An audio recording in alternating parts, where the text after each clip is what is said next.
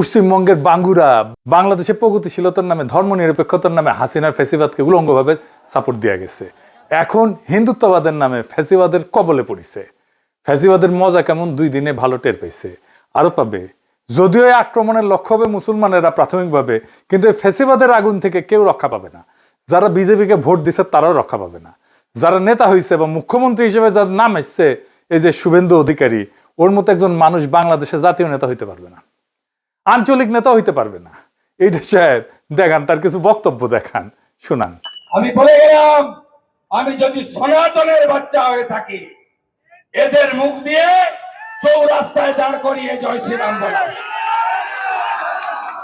শুনিছেন? আচ্ছা রিটেশ সাহেব, ওই যে দেখান, ওই যে বাংলাদেশিদের দরদর বলে যে দাওয়া করেছিল, ওটা দেখান। সব বাংলাদেশি মুসলমান, সব বাংলাদেশি মুসলমান।